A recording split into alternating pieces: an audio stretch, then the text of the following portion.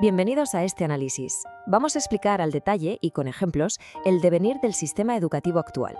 A ver, nos sentamos en un pupitre, hacemos exámenes, seguimos un horario y lo damos por hecho, ¿verdad? Como si todo eso fuera una ley de la naturaleza. Pero la verdad es que la forma en que funcionan las escuelas hoy es el resultado de un viaje histórico alucinante. Un recorrido que nos lleva desde los antiguos escribas memorizando tablas hasta los complejísimos algoritmos digitales que guían nuestro aprendizaje hoy en día. Así que vamos a sumergirnos de lleno en cómo hemos llegado hasta aquí. Todo lo que os voy a contar a continuación se basa en un informe súper completo que detalla cómo las necesidades de cada época han ido moldeando, paso a paso, la forma en que enseñamos y aprendemos.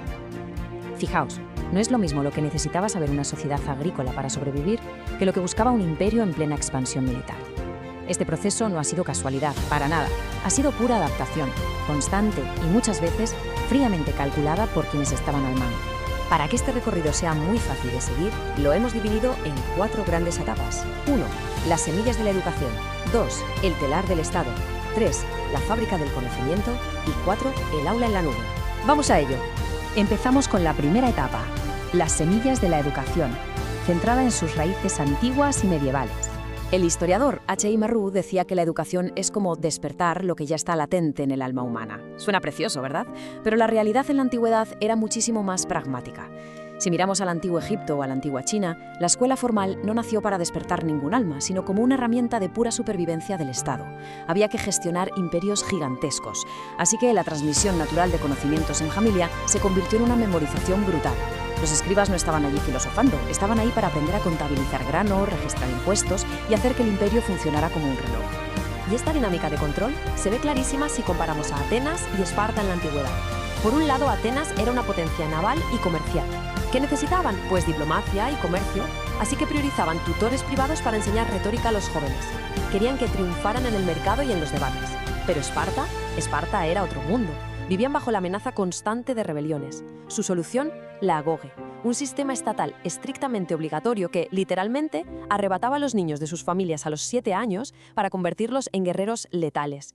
Como vemos, de forma totalmente objetiva, cada sociedad usaba a los jóvenes única y exclusivamente para sus propios intereses defensivos o comerciales. Eso de la educación inclusiva ni se lo planteaban. Damos un salto a la Edad Media y la cosa cambia por completo.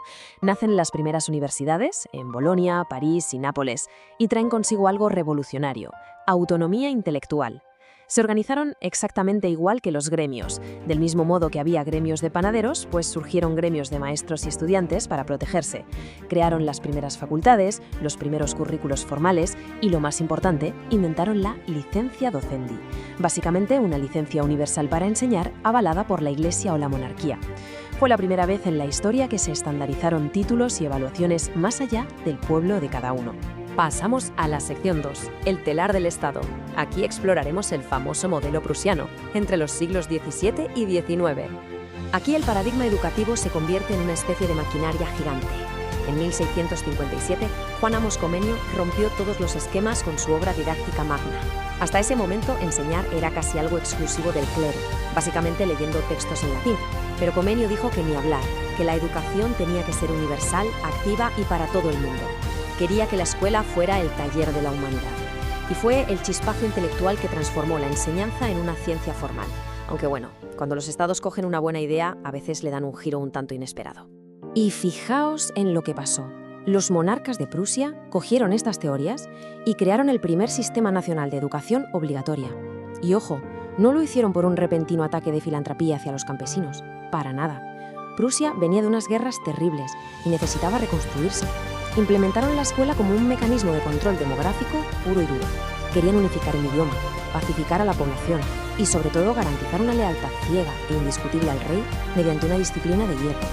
Para que este sistema funcionara de manera eficiente, los prusianos lo dividieron en 3 niveles superrígidos, decidiendo el destino de la gente casi desde la infancia. Las Volksschulen enseñaban obediencia y lo básico a las masas.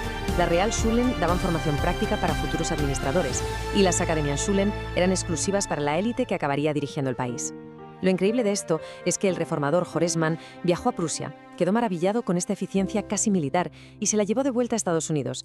Mezcló esta disciplina con el reformismo democrático americano y nació la escuela común, la semilla de ese sistema masivo y estructurado por edades que luego se exportaría a todo el planeta.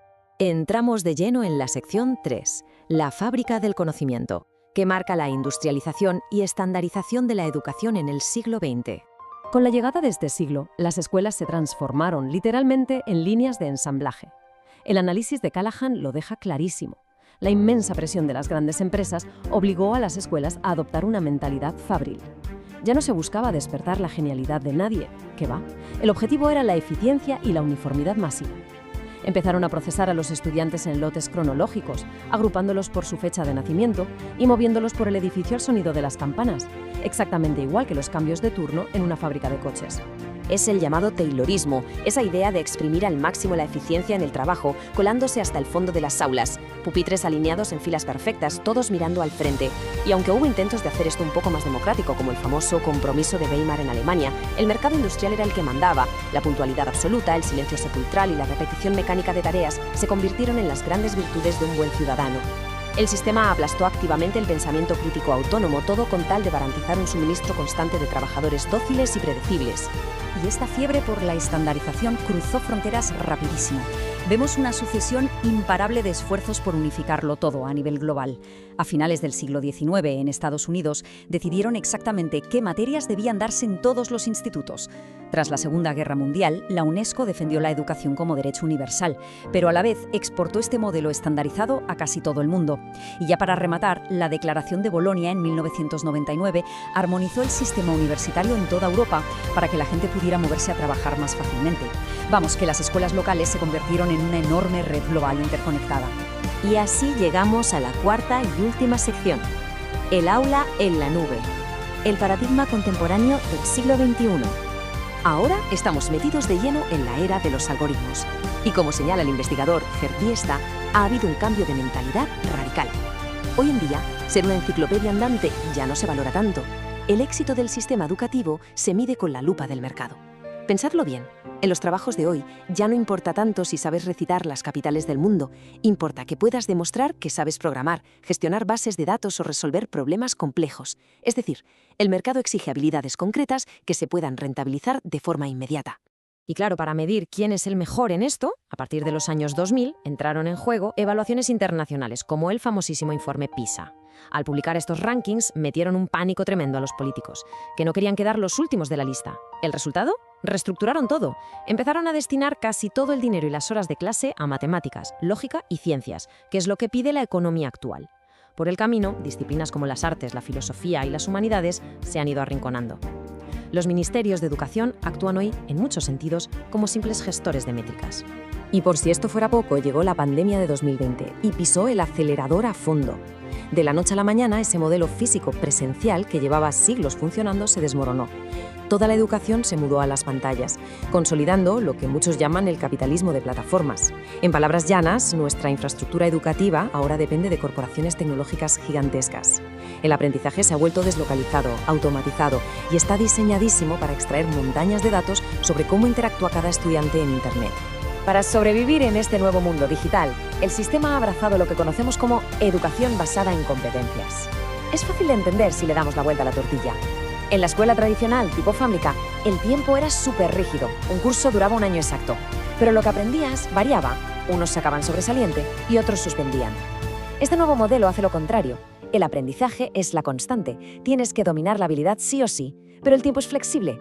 Si tardas 2 semanas o 3 meses en dominarlo, no pasa nada. Este sistema, lleno de microcredenciales y aprendizaje a tu ritmo, busca adaptarse en tiempo real a lo que piden las empresas. Y así cerramos este recorrido. Fijaos en todo lo que hemos visto.